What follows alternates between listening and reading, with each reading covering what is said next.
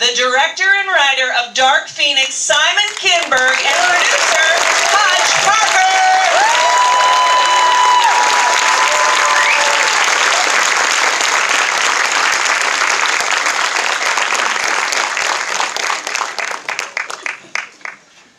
Okay, so we wanted to warm these nice people up. Okay. Before we show them what you guys have to show them, what you're going to love. And so let's jump in kind of right at the beginning of all of this, because as an X-Men fan, I've been teased before. Okay? I fixed my hair today in what I hoped was the best Dark Phoenix style I could. You did a very good job. Thank you. My name is Gray. Also, I get really mad sometimes. It's spelled right, your last name, but... It's close enough. Thanks for pointing that out. And, and so, what made this the moment to finally give this storyline its own film? A lot of things. I think one, the climate for these kinds of movies allows for the drama, the intensity, the character-driven nature of what a Dark Phoenix story needs to be. After we did Logan, after all of the different things that are happening in the genre now. And we felt like after the last X-Men movie we made, Apocalypse, which was huge in scale and scope, we wanted to actually tell a story that could do that, but could really be also intimate at the same time. And the Dark Phoenix story is this intimate story about, as you know and you all know, a central character in Jean who starts to lose control. And that's all it is, really. It happens to manifest as superpowers in huge destructive ways, but it is about someone who loses control and the people who love her. Some of them want to save her, some of them want to save the world from her. And so it fractures this family around her as she herself is fracturing. So for me as a writer, as an artist, as a filmmaker, telling that story after Logan, telling that story after we had gone huge on Apocalypse, it just felt like the right time to tell it. That, as somebody who has visited these movies in the theater since they were starting in the 2000s, I think that what keeps being exciting for me is that they all feel different. Like, that's the secret to the sequel.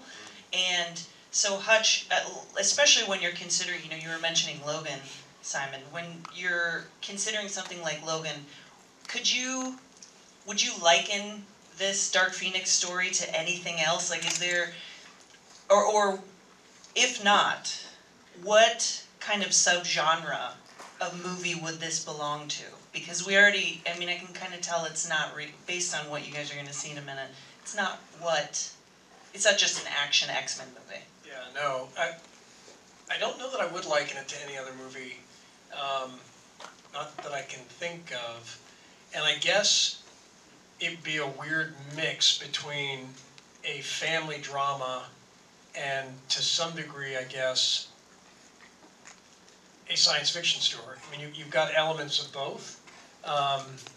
But as you point out, it's very clear to us who, one, the underlying material to all of this, to the X-Men universe is pretty incredible.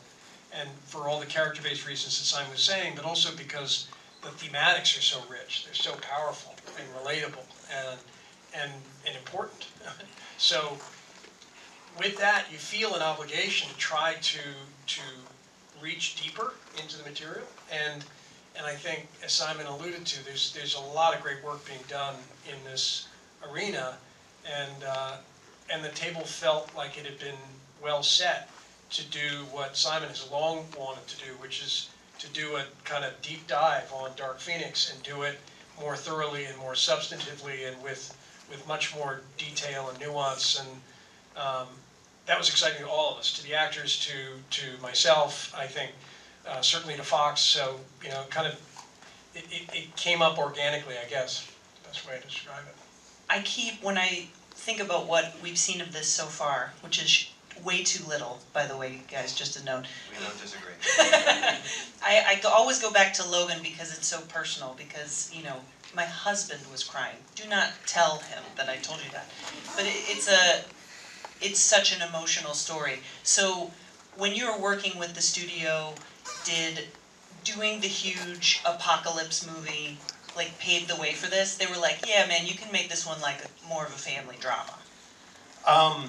They're very trusting of us in general because we've made so many of these movies now. So they like when we zig after we've zagged on these films. And I think Logan helped pave the way, actually. And the other part of this film, and you'll see some of it in what we're going to show you, is that what Marvel Studios has done in terms of making these movies extraterrestrial, taking them into space with Guardians, with Thor Ragnarok, with the Avengers movies, allowed for us to tell the Dark Phoenix story not just in the dramatic, grounded, emotional ways that we're talking about, that Logan does, but to also go to outer space, to also have alien characters. And I think that's why when you asked Hutch what the genre is, it's tough to pinpoint what it is, because it is a combination of something like Logan that is a drama, I mean a Western, but really a drama, and something that is larger and more cosmic, for lack of a better description. It is truly science fiction.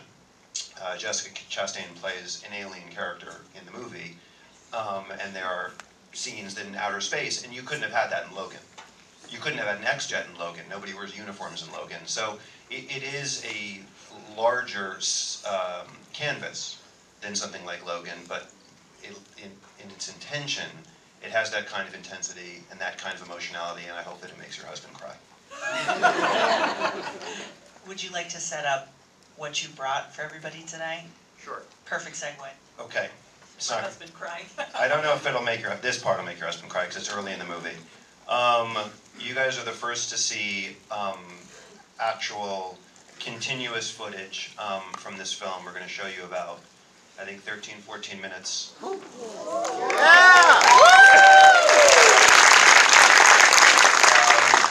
And it is early in the film.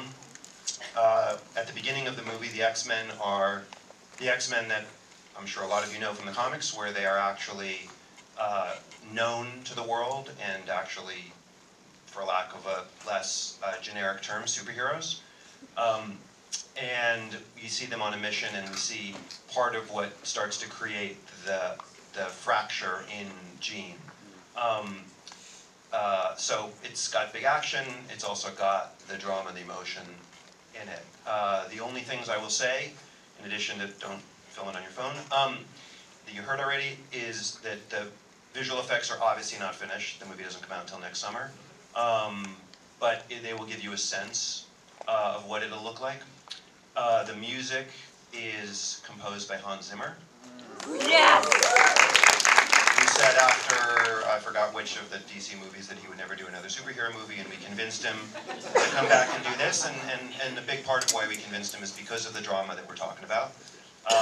But even that music is not finished, and it isn't recorded the way that it'll be ultimately recorded. So just know that you're seeing a movie in process, but you are seeing a big chunk of that movie in process.